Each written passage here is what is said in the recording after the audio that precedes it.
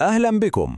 ماذا لو كانت أقوى حجة ضد الإلحاد لا تأتي من خصومه، بل من عقر داره، من أشهر مفكريه وفلاسفته؟ هذه هي الفكرة الصادمة والجريئة التي سنستكشفها اليوم. هذه بالضبط هي الفكرة المحورية لكتاب الإلحاد في مواجهة نفسه. في تحليلنا هذا سنقوم بتفكيك هذه الحجة ونرى كيف تبنى خطوة بخطوة. بسرعة سنمر على فرضية الكتاب الجديدة، وبعدها نرى كيف يطبقها على طبيعة الواقع والبحث عن المعنى وأساس الأخلاق، وننتهي بالخاتمة التي توصف بأنها غير قابلة للعيش. طيب، نبدأ بالفرضية الجديدة.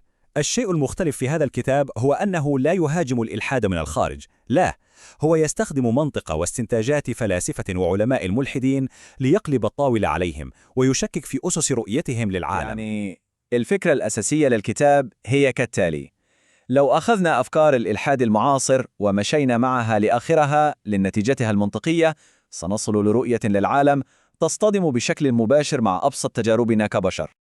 تمام، خلونا ننتقل للنقطة التالية ونرى كيف تبدأ هذه الحجة تتشكل. أول ساحة معركة يدخلها الكتاب هي طبيعة الواقع. كيف يبدو الواقع في عالم مادي بحت، عالم يطلق عليه الفلاسفة اسم الطبيعانية الميتافيزيقية؟ ببساطة، الطبيعانية الميتافيزيقية تقول إن كل شيء في الوجود هو مادة وطاقة وقوانين فيزيائية عمياء، لا يوجد شيء آخر. وهذا يعني أن كل شيء، حتى وعينا وأفكارنا ومشاعرنا، ما هي إلا نتاج تفاعلات كيميائية في الدماغ. هذه هي القاعدة التي يبنى عليها كل التحليل القادم. وهنا تبدأ المشاكل بالظهور. لاحظوا هذا الاقتباس المذهل من عالم الأحياء هالدين. هو يقول: إذا كانت أفكاري مجرد نتيجة لحركة ذرات في دماغي، كيف يمكنني أن أثق بأن أفكاري هذه صحيحة أصلاً؟ يعني كيف أقدر أثق بفكرة أن دماغي مكون من ذرات إذا كانت هذه الفكرة نفسها مجرد نتيجة حركة ذرات؟ إنها دائرة مغلقة. والفيلسوف ألكسندر روزنبيرغ يذهب إلى أبعد من ذلك. هو يوضح الصورة بكل صراحة وبدون مجاملات.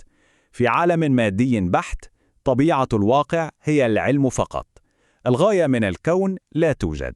الإرادة الحرة مستحيل. هذه هي النتائج الحتمية.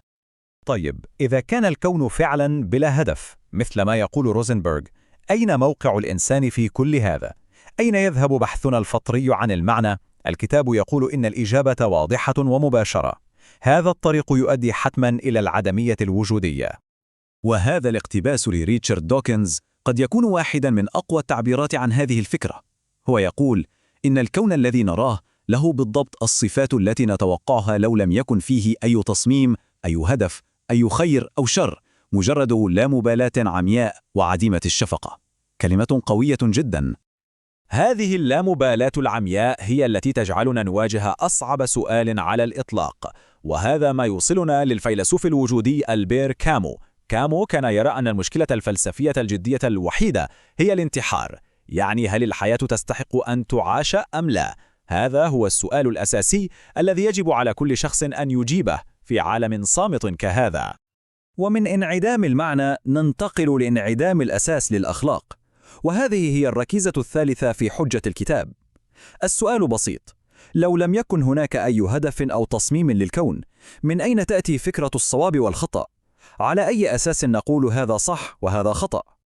وهنا ندخل في صراع كبير بين فكرتين: الأخلاق الموضوعية التي تقول إن هناك أشياء صحيحة وخطيئة بشكل مطلق لكل الناس وفي كل زمان ومكان، والفكرة الثانية هي النسبية الأخلاقية التي تقول إن الصواب والخطأ مجرد اختراع بشري أو مجرد تفضيلات شخصية أو ثقافية. الكتاب يجادل بأن الطبيعانية المادية يجب أن توصلنا للنسبية، ولتأكيد هذا يستشهد بفيلسوف العلوم مايكل روس الذي يقول كلاما صادما جدا: الأخلاق هي مجرد وهم زرعته فينا جيناتنا لتدفعنا للتعاون والبقاء على قيد الحياة، مجرد خدعة بيولوجية. وهذا الكلام لريتشارد دوكنز يوضح الفكرة أكثر، ويقول إنه هناك فرق بين أن نكره فكرة تحسين النسل لأسباب أخلاقية وسياسية، وبين أن نقول إنها لن تنجح عمليا. هو يقول بالطبع ستنجح، لأن الحقائق لا تهتم بالأيديولوجيا. الكتاب يستخدم هذا المثال ليقول إنه بدون أساس أخلاقي ثابت تصبح المسألة مجرد هل هذا الشيء ينجح أم لا، وليس هل هو صح أم خطأ. وهنا نصل لواحدة من أكثر اللحظات إثارة للجدل. في مناظرة سئل دوكنز: ما الذي يمنعنا من القول بأن هتلر لم يكن على حق؟ وكان جوابه: أعني هذا سؤال صعب حقا. يقدم المؤلف هذا الاقتباس كمثال صارخ على المأزق الأخلاقي الذي نصل إليه عندما يغيب أي أساس مطلق يمكننا من خلاله إدانة الشر بشكل قاطع. تمام، وصلنا للنهاية. الآن الكتاب يجمع كل الخيوط التي تحدثنا عنها: مشكلة العقل في عالم مادي، وفراغ المعنى في كون بلا هدف، وانهيار الأخلاق، ليصل إلى نتيجته النهائية والصادمة حول هذه الرؤية للعالم. المعضلات التي يطرحها الكتاب واضحة جدا. أولاً، لو كانت أفكارنا مجرد كيمياء، كيف نثق بعقولنا؟ ثانياً، لو كان الكون بلا هدف، من أين نأتي بالمعنى لحياتنا؟ وثالثاً، لو كانت الأخلاق مجرد وهم، ما الذي يجعل أي شيء خطأ بالفعل؟ وهذا هو الاستنتاج المحوري. يخلص الكتاب إلى أن هذه الرؤية للعالم، حتى لو كانت متماسكة منطقيا من منظور مادي بحت، هي في النهاية رؤية غير قابلة للعيش على المستوى النفسي والاجتماعي. وللتأكيد على ثقل هذه الخاتمة، يختم الكتاب باقتباس قوي جدا للفيلسوف الملحد برتراند راسل. يقول راسل إن كل إنجازات البشرية مصيرها الدمار في كون خرب، وأنه لا توجد أي فلسفة يمكنها إنكار ذلك، والطريقة الوحيدة للعيش هي أن نبني حياتنا على أساس صلب من اليأس الذي لا يلين. يأس لا يلين.